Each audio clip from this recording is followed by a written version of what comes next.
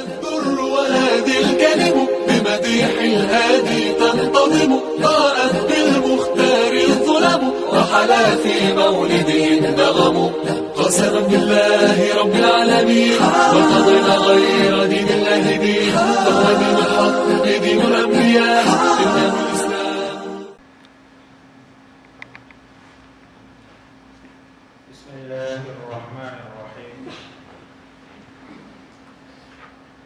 سورة المائدہ آیت نمبر 13، یہ آج کا ہمارا سبق ہے.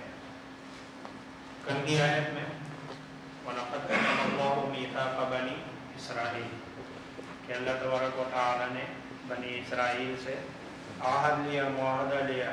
وَبَعَثْنَا مِنْهُمْ اثْنَيْ عَشَرَ نَقِيبًا اور 12 ان کے سردار مقرر کر دی. اور پھر اللہ تبارک و تعالی نے ان معاہدات میں لَإِنْ أَقَمْتُمُ الصَّلَاةَ وَآتَيْتُمُ الزَّكَاةَ اور اگلا جو معاہدہ تھا وَآمَنْتُمْ بِرُسُلِي کہ میرے رسول جتنے بھی آئیں گے ان سب پر تم ایمان لاؤ گے. وَعَزَّرْتُمُوهُ اور ان کی مدد بھی کرو گے.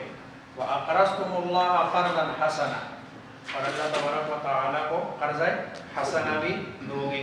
یہ سارے معاہدے ہوئے لیکن انہوں نے وہ معاہدے توڑ دیے اور جو اللہ سے کیے ہوئے وعدے تھے، معاہدے تھے، ان کو انہوں نے پورا نہیں کیا.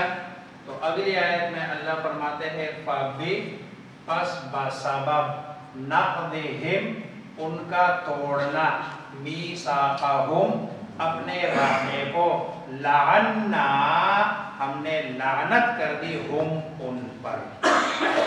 یہ پچھلے کے ساتھ آیت کے ساتھ اس کا تعلق ہے. فبما نقضہم میثاقہم کہ انہوں نے اپنا معاہدہ جو اللہ کے ساتھ کیا ہوا تھا اس کو توڑ دیا. لعننا اور لعنت کا میں بارہا بتا چکا ہوں کہ لعنت کے معنی ہوتے ہیں اللہ کی رحمت سے دوری، یعنی ہم نے ان کو اپنی رحمت سے کیا کر دیا.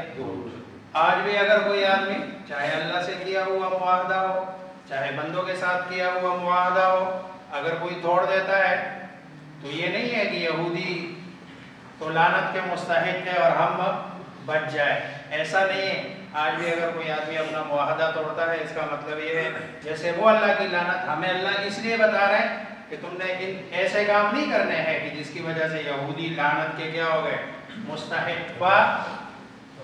بس بھی سبب یہ ما اس کے بارے میں کہتے ہیں زائدہ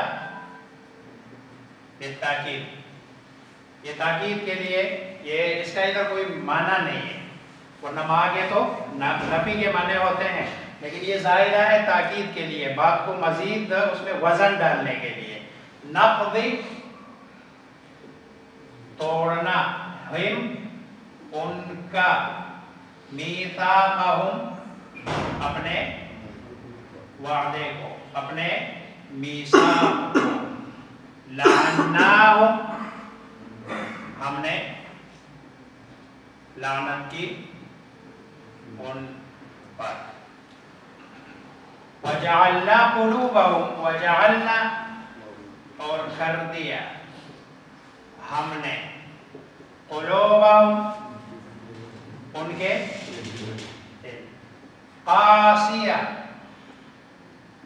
سخت. یہ اردو میں لفظ استعمال ہوتا ہے قساوت قلبی. یہ پرانی اردو، جو لوگ پرانی اردو جانتے ہیں ان کو تو پتہ ہے، آج کل کے بچوں کو تو شاید قساوت وہ اس کو بولنا بھی ان کے لیے مشکل ہو، لیکن یہ اردو میں استعمال ہوتا ہے لفظ قساوت قلبی. اردو کی جو قدیم کتابیں ہیں اس میں ہے قساوت، سختی، دل کی سختی. اب دیکھو ادھر گناہ ہوا اور اس کے سبب دل میں سختی پیدا ہو گئی. تو گویا کہ گناہ یہ دل کے سختی کا سبب ہے.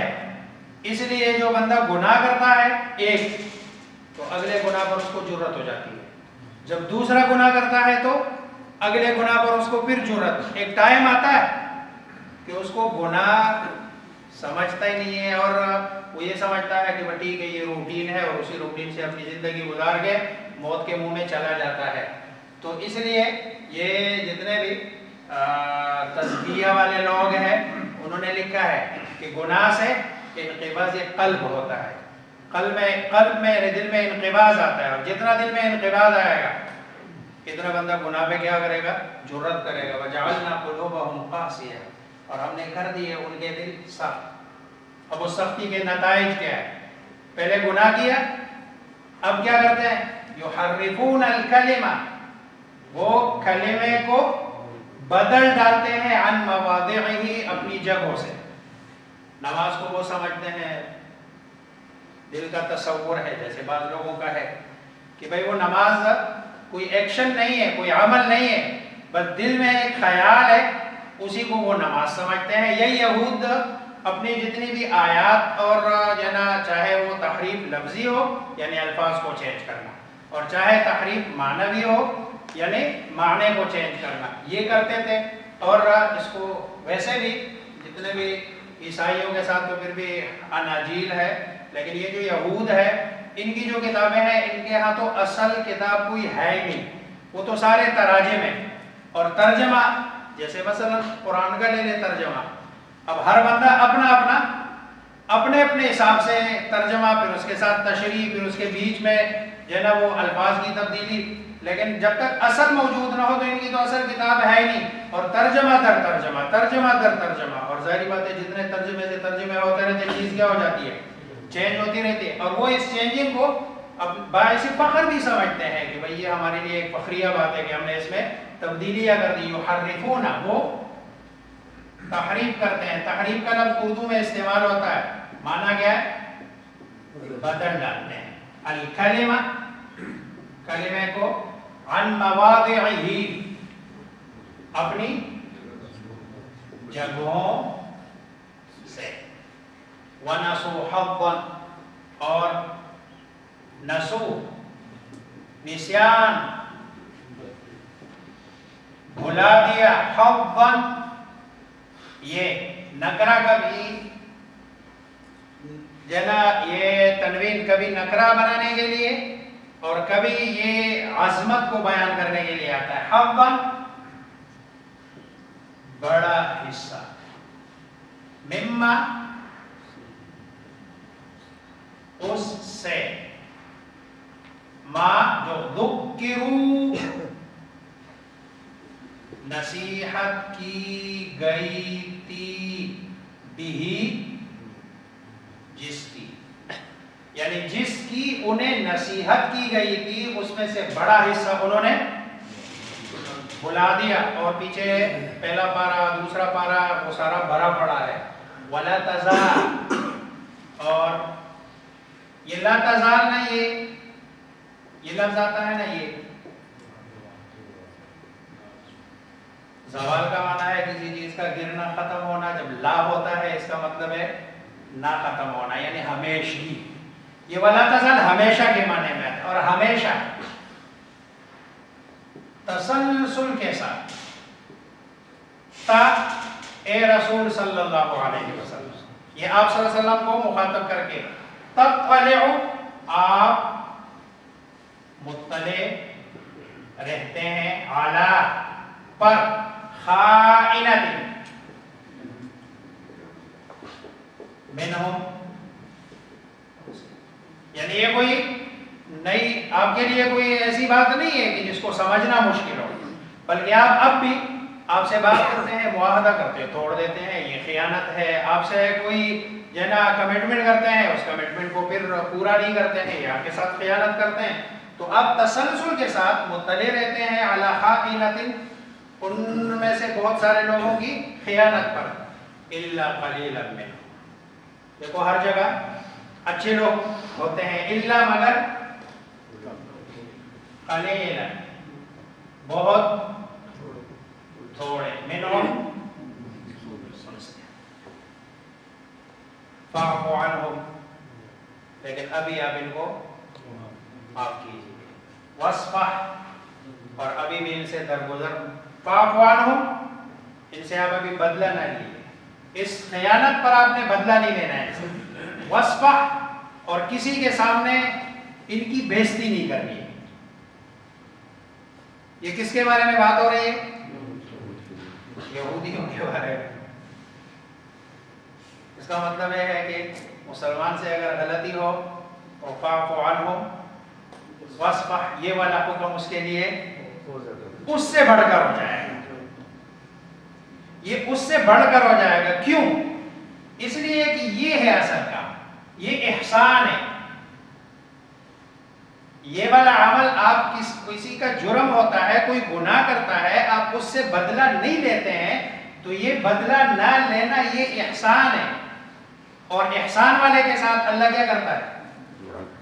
پیار کرتا ہے، محبت کرتا ہے. تو اب آپ اللہ کے پیارے بنتے ہیں یا اپنا بدلہ لے لیتے ہیں؟ دونوں میں سے ایک راستہ آپ نے اختیار کرنا. بدلہ لینے میں کوئی مسئلہ نہیں ہے، لیکن دوسری طرف بدلہ نہ لینے والے کے لیے اللہ اپنی محبت کی پیشکش کر رہا ہے کہ اللہ تبارک و تعالیٰ اس بندے سے جو فاعف عنہم واصفح والے عمل پر عمل کرتا ہے اور حکم پر عمل کرتا ہے، تو پھر اللہ تبارک و تعالیٰ کے ہم محسنین میں سے بنتا ہے. اور محسنین کے ساتھ اللہ تبارک و تعالیٰ کیا کرتا ہے؟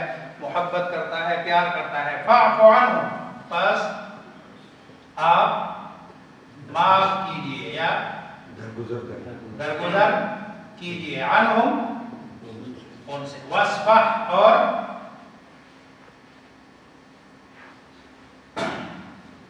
معاف کیجئے اور درگزر کیجئے. اصل میں صفح کے معنی ہے درگزر کرنا. ان اللہ، بے شک اللہ، یحب، محبت کرتا ہے، المحسنین. اور احسان کرنے والا کون ہے؟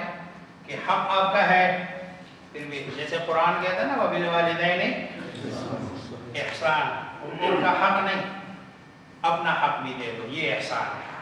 ورنہ تو حق تو ان کا ظاہری بات ہے، وہ تو آپ کے ذمہ لازم ہے، وہ تو کرنا ہی کرنا ہے. حق سے زیادہ عطا کرنا، یہ کیا ہے؟ احسان. تو اللہ تبارک و تعالیٰ اس بندے کے ساتھ محبت کرتا ہے. فَبِمَا نَقْضِهِمْ مِيثَاقَهُمْ لَعَنَّاهُمْ، پس بسبب توڑنے ان کے وعدے کو اللہ نے لعنت کی ہے ان پر. وَجَعَلْنَا قُلُوبَهُمْ قَاسِيَةً، اور کر دیا ہم نے ان کے دل سخت. يحرفون الكلم عن مواضعه، وہ کلمات کو بدل ڈالتے ہیں اپنی جگہوں سے. ونسوا حظا مما ذكروا به، اور بلا دیا بڑا حصہ اس میں سے جس کی انہیں نصیحت کی گئی تھی. ولا تزال تطلع على خائنة منهم، اور آپ ہمیشہ ان کے خیانت پر مطلع ہوتے رہتے ہیں. الا قليلا منهم، مگر تھوڑے سے ان میں. فاعف عنهم، بس آپ معاف کیجئے انہیں. واصفح، اور درگزر کیجئے ان سے. بے شک اللہ تبارک و تعالی محبت کرتے ہیں احسان کرنے والوں کے ساتھ. اور اللہ تبارک و تعالی ہم سب کو بھی محسنین میں سے بنائے.